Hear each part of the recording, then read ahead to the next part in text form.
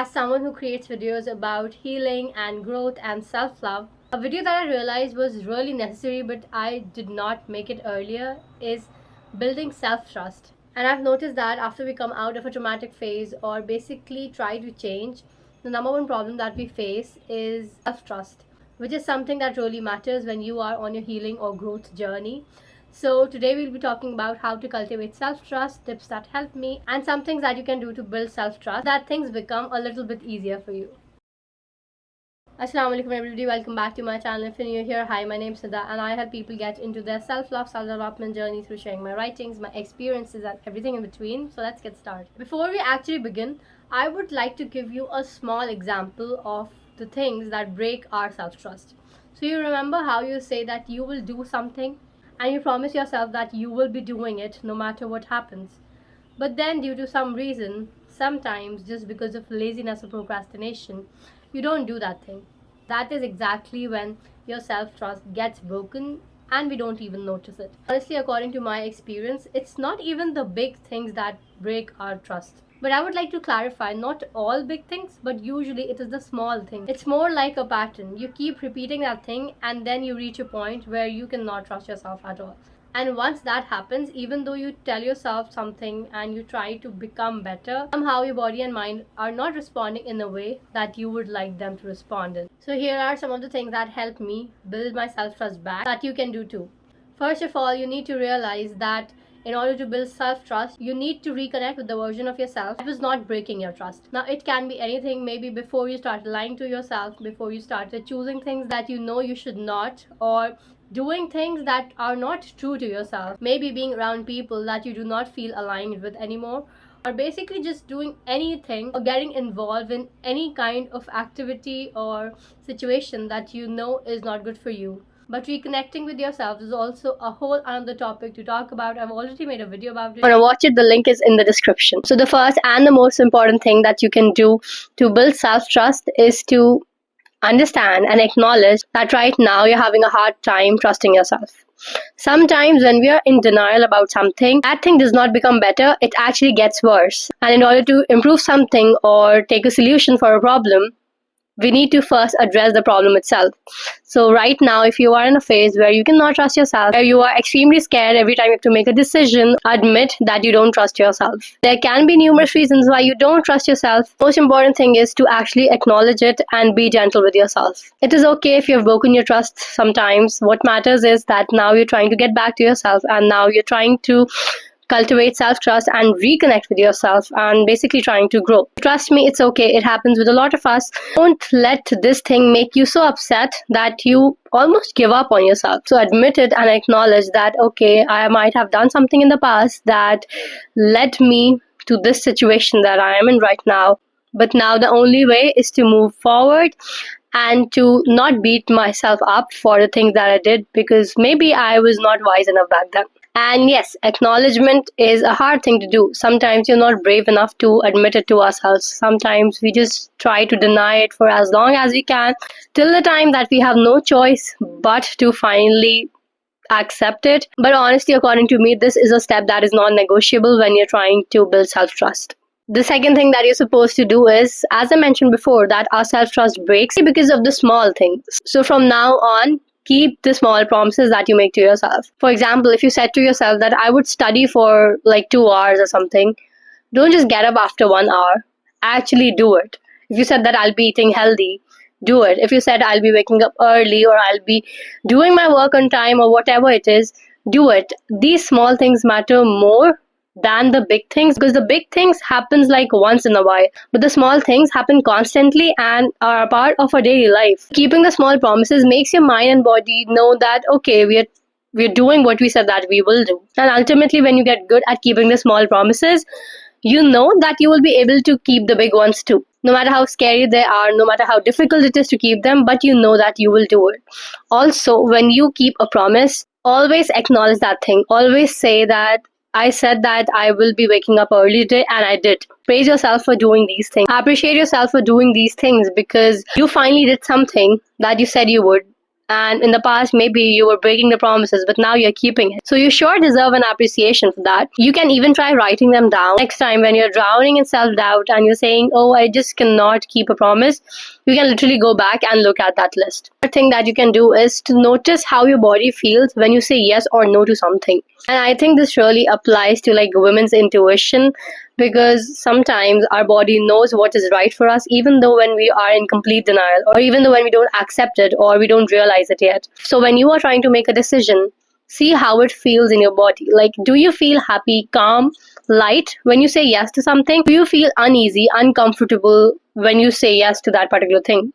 If the latter is true, then maybe you should not accept that particular thing. But this is the case. I believe that our bodies are intelligent. Like, we are built in a manner where we can sense things even before we realize them. Maybe it's because of pattern recognition or whatever it is. You feel that something is off about a person or a situation, and you still try to get involved in that thing.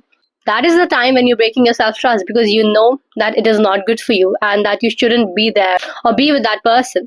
And in regards to making a decision, I honestly think, and I've experienced it with myself, that when you're trying to make a wrong decision, you will always feel it. Like, you will literally feel it that this is the wrong decision, even if it is a tiny voice. Also, people who actually trust themselves, people who actually know and pause and see how their body feels when trying to make a decision or do something, they know it in an instant when a decision is right or wrong. But if you have been ignoring yourself, if you have been denying yourself that thing of trusting yourself, it will feel a little off in the beginning. It will be difficult for you to actually know what your body is trying to tell you, which comes with practice as everything else. Also, I'd like to mention that I always say this: when you're trying to heal and basically get back, instead of just thinking yourself as yourself, like as me, think of yourself as a person who's trying to cope up with the problems that they're faced. That way, you can be a lot more gentle and compassionate with this person, because that's how you deal with it. I mean, imagine a family member doing all these things to heal and to grow. You would not be harsh to them, right? You would not be rude to them, and you would not snap at the smallest mistakes they make. So do that with yourself too. Think of yourself as a person who's just trying to heal and become better. And sometimes they will make mistakes, which is okay. It is because they're trying to grow, which is something that really matters. Another thing is that knowing that you will not always make the right choice. You will not always make the right decision, which is okay. But the thing is that instead of regretting that why did I not make this decision because of fear, embrace that decision knowing that you did so because you actually believed it is the right thing to do. Now, self-trust in regards to decision making is not about always making the right choice. It's not about not making mistakes. It's about knowing that you are doing something that you believe is good for you, and you're not betraying yourself and choosing other things that you think or you believe is not good for you. Because we cannot always be making the right choices. We might not have full information about that particular thing. We might not know what is good for us in the future, and we are just thinking from like the present point of view. The point is to make a decision or like choose things believing that you're not betraying yourself. And you know what destroys self-trust? The constant fear of thinking that what if I make the wrong decision? Like constantly fearing that you will make the wrong decision. That is like signaling your brain and saying that we can never make the right choice, which is not true. You can make the right choice, obviously. Even if that choice proves to be wrong, you know that you made that decision because of the reasons that you believed in, and not because you were constantly in fear of making the wrong decision, and not from a place of lack of trust in yourself. Another thing is stop trying to invalidate your own feelings. And trust me when I say this, it is so important because it literally withers your self-trust. When you say things like, oh, I don't feel good about it and I should not be feeling that way, that is exactly the time when you lose self-trust. Because you think that, okay, I cannot even trust my own emotions. Like, I cannot even trust my own feelings. We try to demonize feeling all these emotions. But the thing is that it's not wrong to feel a certain way. It is wrong to act on that thing. Maybe if you're feeling upset about something, which you shouldn't, instead of saying that, oh, I should not be feeling sad, say that it is okay, I feel sad, but I had to choose what was best for me. This is very common in scenarios where people close to us are involved. So stop invalidating your feelings and let yourself know that you get yourself. That is so important. Sometimes when we feel that nobody understands us, like literally nobody cares about us, understands us, I think that sometimes it is because we ourselves are not trying to understand ourselves. So maybe we need to work on that. Another important thing is to separate your past self from your present self.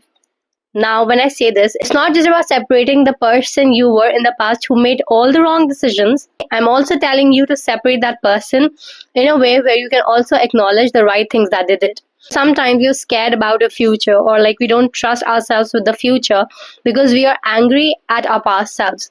So instead of shunning them or pushing them away and trying to just avoid and deny that you did particular thing or you like made a mistake, acknowledge the things that they did right with all the information and knowledge and wisdom that they had back then. If they made a mistake, don't just say, oh, younger me was so stupid. Not have the knowledge that they have right now, and they were not wise enough, but that is okay. And that's why I get to learn now. I'm able to learn how to do things differently. We cannot just expect ourselves to know everything all the time and to like always do the right things all the time. Honestly, mistakes are an integral part of being a human. And it's not about making a mistake, it's about not trying to improve even when you know it is not right. The last thing is, as I always say, be patient and kind with yourself. It's not easy to heal, to grow, and to become better. Especially in the beginning, it is extremely confusing. You're so confused about what you're supposed to do, how you're supposed to deal with a situation in a different manner, but it is okay. You're trying, and you need to be patient with yourself. You need to be so kind and gentle with yourself that even if other people do not get you or understand you, or they still like mock you, maybe you can still reassure yourself that you understand yourself. So be kind and be patient with yourself. Things like these always take time, but the most important thing is that you are trying. So that is it for today's video. I hope that you learned something from it. I hope that you liked it. If there's any other thing you want me to talk about, let me know in the comments. Till then, stay safe.